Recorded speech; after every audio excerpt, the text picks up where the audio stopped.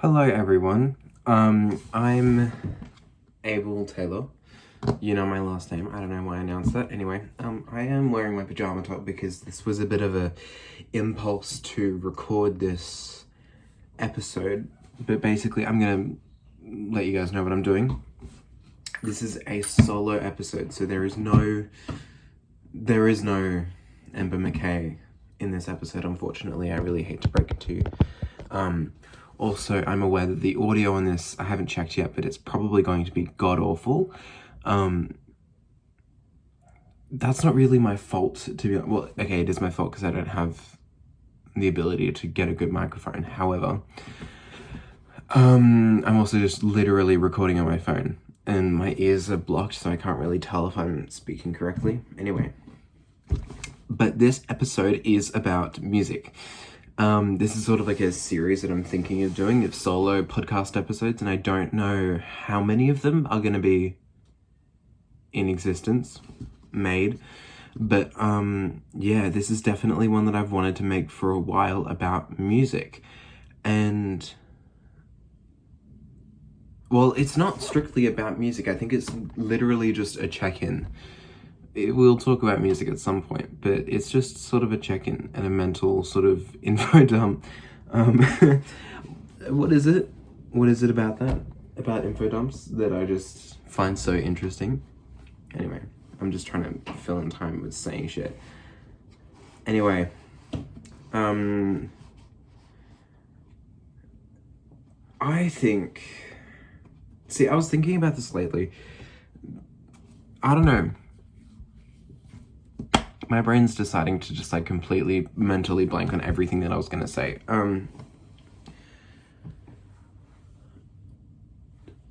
What? Anyway, okay. How about, okay. Last week, the week before, 2 weeks ago, a week and a half ago, got back from my international trip, which was very nice, and I loved it, and it was incredible and fantastic, and I saw so many wonderful, beautiful things, and it got me thinking about, because I have always kind of thought that, oh, I'm a winter person, I, exist well in winter, and like summer for me is really not easy because, that's a cat by the way. I really don't like summer because I just don't function in the heat. And basically what I was thinking or wondering was, am I really a winter person? Because I'd spent towards the end of the trip, I'd spent a month in the winter, and it was really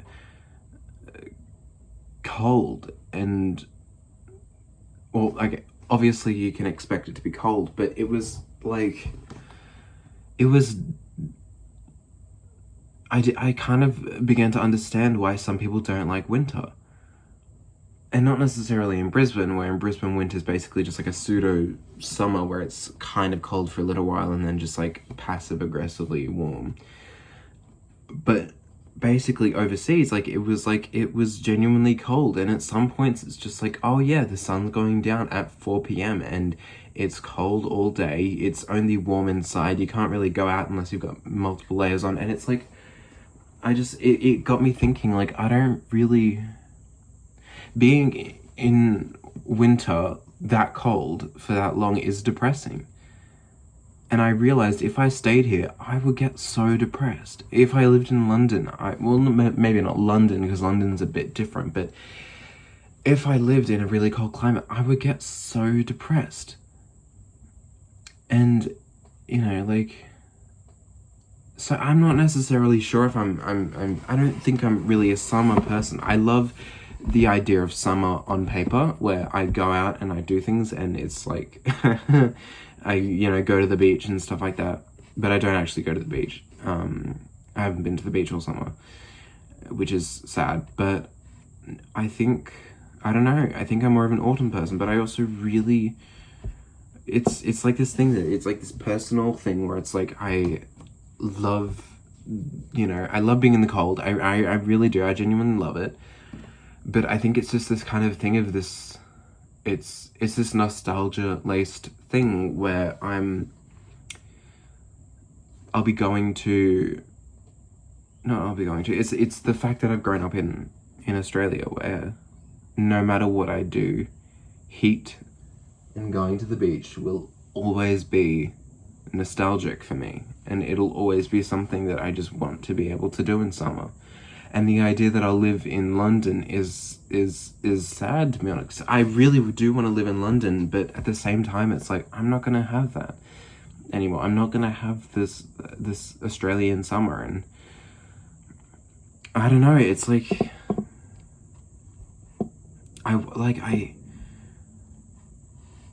I've always had this kind of thing of like, Australia sucks, I just want to move out and leave. But in the last couple months, really, it's like I actually love this place a lot more than I realized, and I'd never really thought about that. Anyway, this is like we're 6 minutes in, and this is a very dramatic opening, and emotional. What are you doing?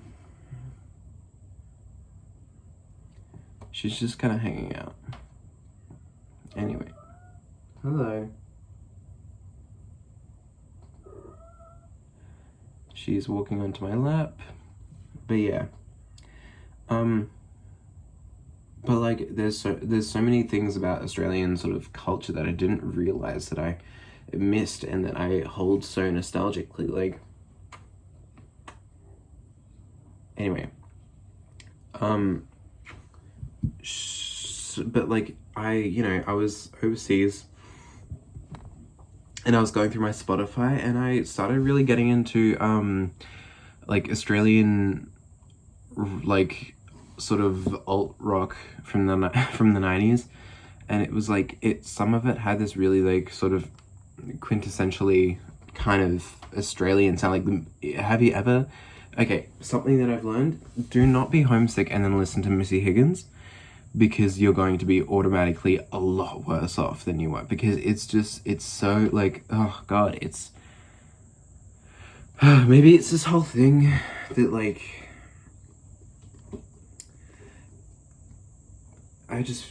maybe it's this whole thing of like hello.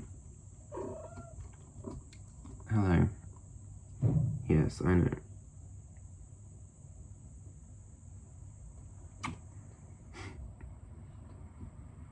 Maybe it is this whole thing of like getting older and, going into grade 12 and graduating, and my childhood kind of not quite being, not fully over, but basically over. And like all of that kind of happening, that's sort of made me, maybe subconsciously at the very least, think about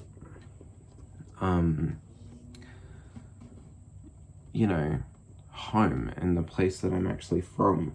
And because I've spent a very long time wanting to be somewhere else and wanting to live in a different place, and I still do. Like, I still very much have that kind of thing of, I want to live overseas and I want to experience different cultures and I want to be able to, work in a place that isn't in Australia and all that, and just, I would like to be able to experience that, but at the very same time, I don't, I'm gonna miss Australia, and I'm gonna, be the kind of person who's always trying to make it home for Christmas. And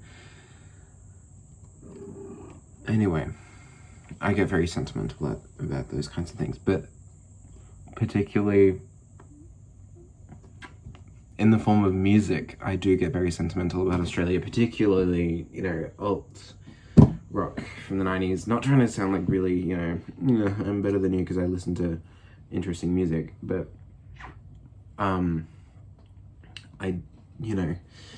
obviously music has great sentimental value for us, and like, I've got other Australian artists like Paul Kelly and Tim Minchin, who, she's just begging for attention right now. I know.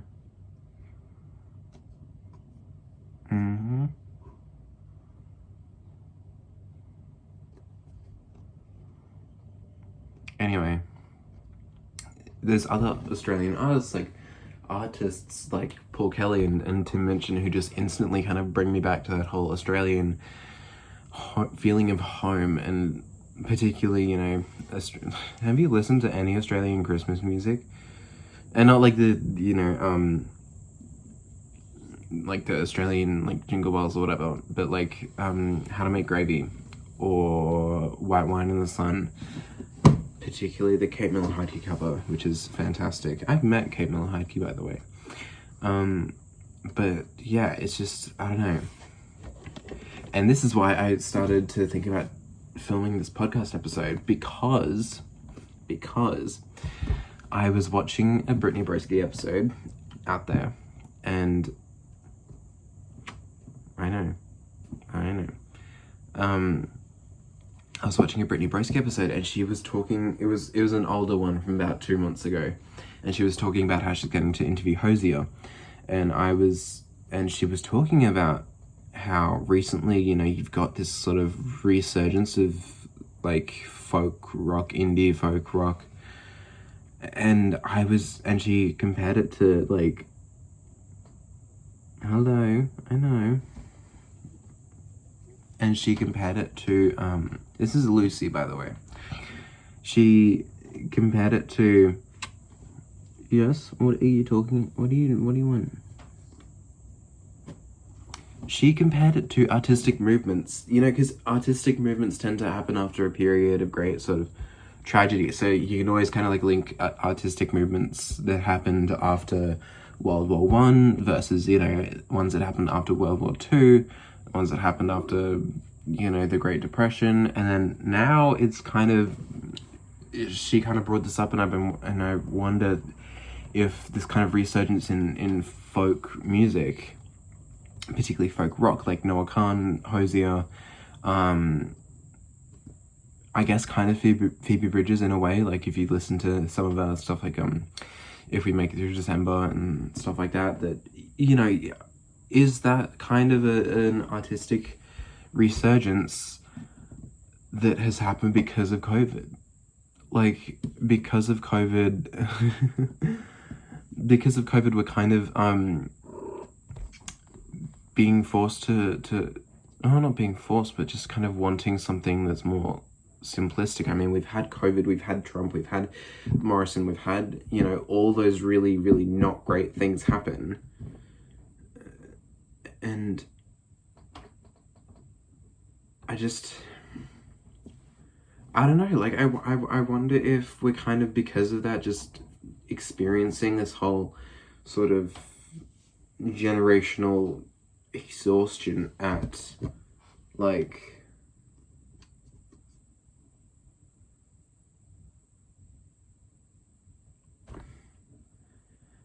just things happening so quickly and so much happening.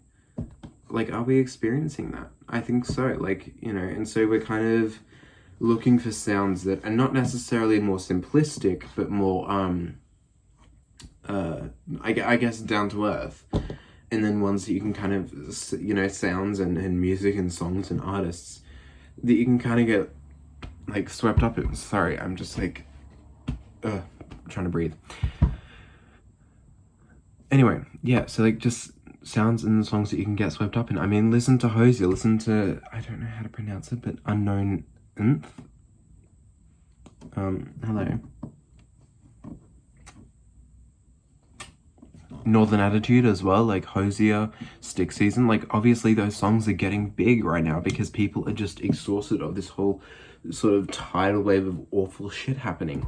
And then tying into that, I think, is that we're kind of experiencing this sort of discomfort and discontent with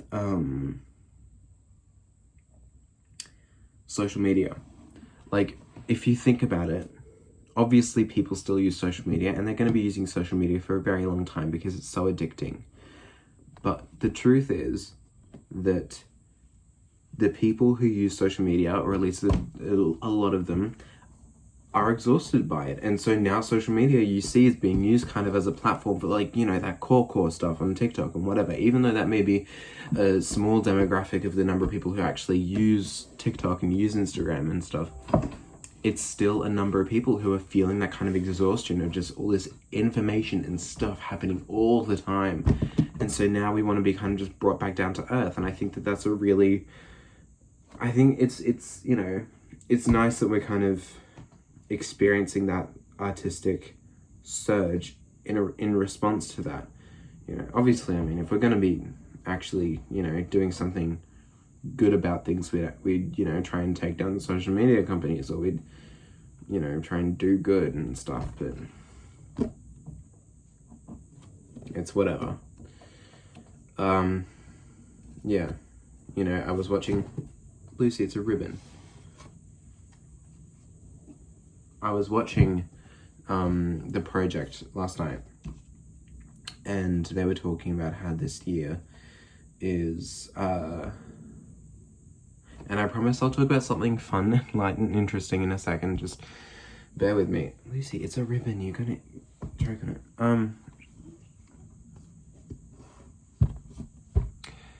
I was watching The Project last night, and they were talking about how this year is actually a record year for elections around the world, because I think about 50 different countries, and don't worry, she's not totally uncomfortable when I hold her like that. She's just wanting to run away, so I'm just having to hold her. Right. This year is a record year for elections around the world. Hey!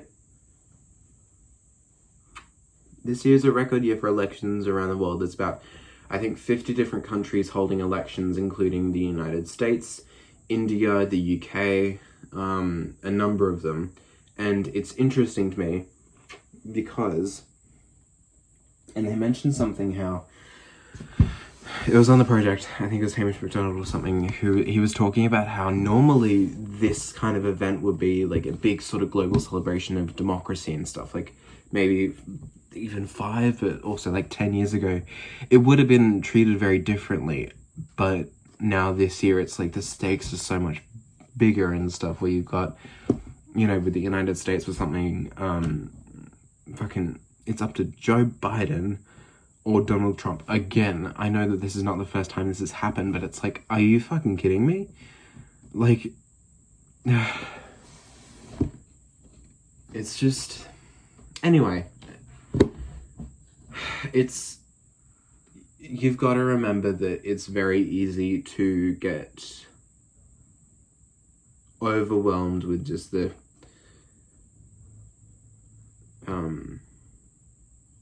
difficulty of things. But, you know, at the end of the day, things could get better. They could get better if we just try to make them better. That's possible, and no one's ever, you know, no good has ever come from people sitting around and going, oh, isn't life shit? And we gotta do something. Just, yeah.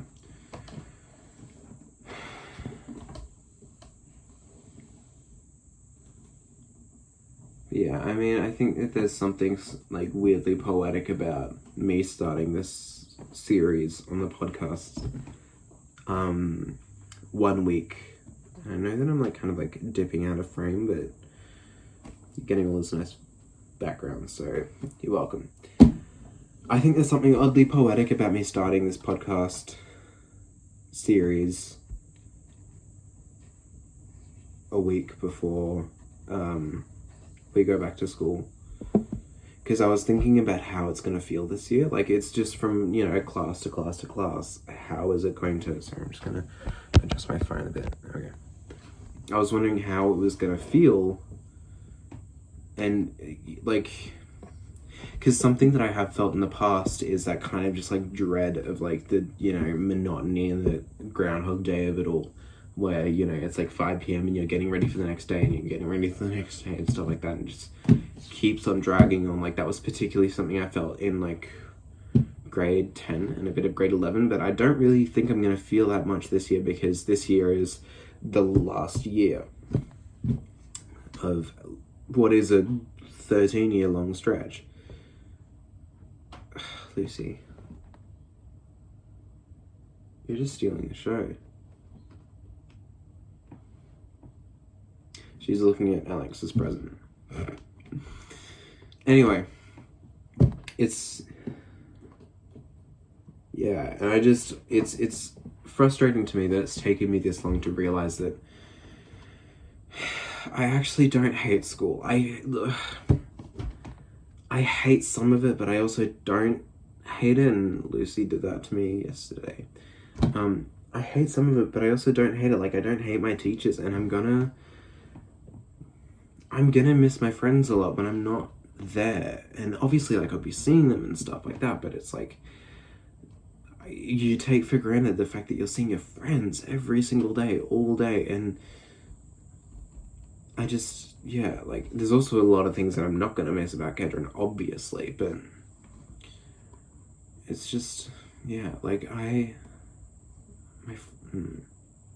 because this was something that I had never considered of myself. I always kind of thought that I was a person that loves being on my own, which I do. I love being on my own, but it's really, I've never really felt that kind of thing of, oh God, I miss my friends a lot. And it's like, it's something that in the last like 6 months or so has definitely gotten a lot stronger, and it's happened a lot more where I've realized I really miss my friends when I'm not at school. And you know, I graduated at the end of this year, and then I don't, like, obviously I'll be seeing them throughout the holidays and stuff, and we'll be doing things, and that's great, but it's not going to be in the same way that we get to, you know, see each other at school. And it's just like, that is just sad to me. Like, you know, because there are some people who have been like that throughout all of high school, where they've always had that feeling for their friends, and then they've always gotten to, you know, see their friends every day and gotten something out of that. And I didn't find meeting my friends a particularly, and this is not about my friends, this is just the way that my brain works, I didn't always find it to be a particularly enriching thing that I always looked forward to.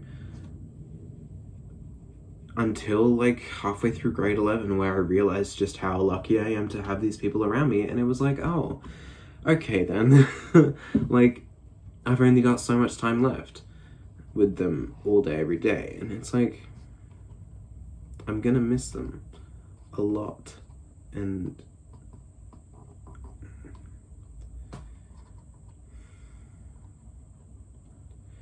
I'm only just realizing how much I can do at school. I can, you know, like, I've got a great timetable and stuff, but I want to be able to do cup well, and it's a thing that I feel like I'm gonna miss out on if I don't seize this very short window of time. 10 months is really all we have.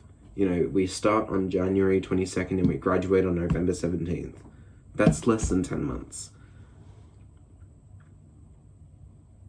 Like, it's 9 months and 3 weeks. 1 full-term pregnancy plus 3 weeks is all we have left at school. How do you grapple with that?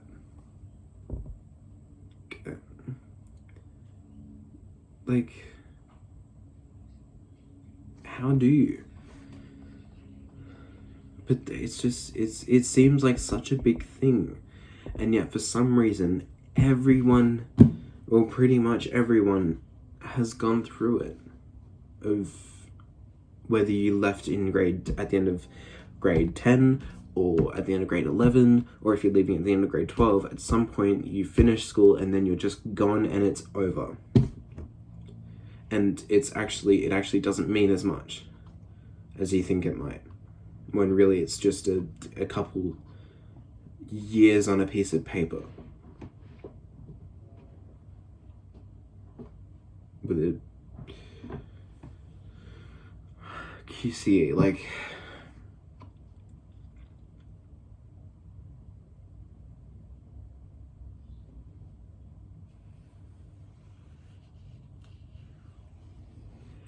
it just feels weird, and I'm getting emotional about it, fuck. But like, I really want this year to be good, and I want to enjoy it, like, above anything, above doing well, I want to enjoy it. Because if I've enjoyed it, that's really all that's important, because I know that the way that I'm set up, I only need to get an ATAR of like 70 to 73. And with my subjects that I'm doing, that is very much likely to happen.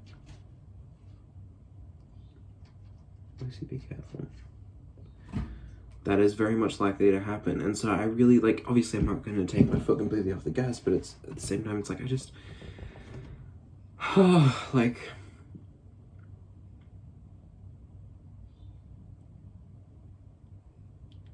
it's ending. It's not something that I'd really thought about, but it's coming to an end. And it's been a very long time. A really long time. And I'm gonna start school, and before I know it, I'll be looking for a formal suit.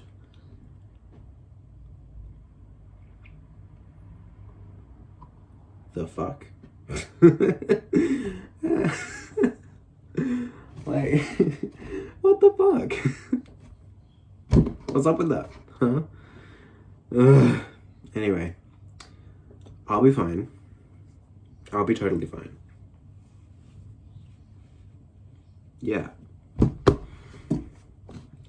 This episode has gone on for 26 minutes as of right now.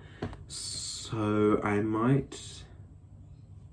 know, maybe next time, because this is weekly. It's not weekly. But yeah, maybe next time I'll talk about something fun and interesting and not depressing.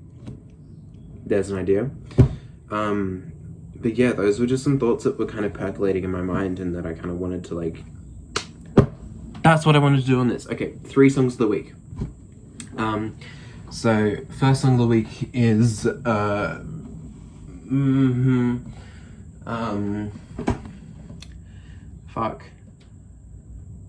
actually, No Aphrodisiac by the Whitlams. I haven't actually listened to it that much this week.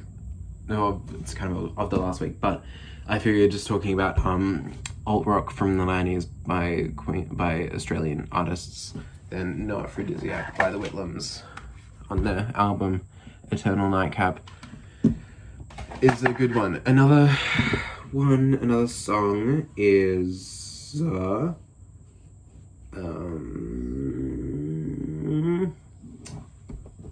Wasteland Baby by Hosier. Andrew Hosier Byrne, my boy, my favorite little child. And another song is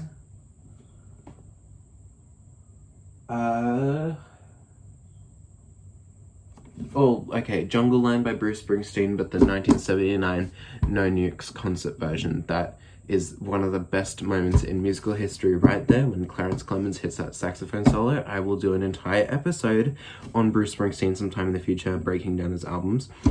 But yeah, anyway, that was today. Thank you for listening. If you did listen for the whole 28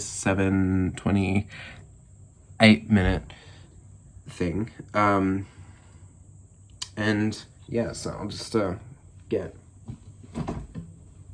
little Lucy here to sign out. So goodbye. Much love.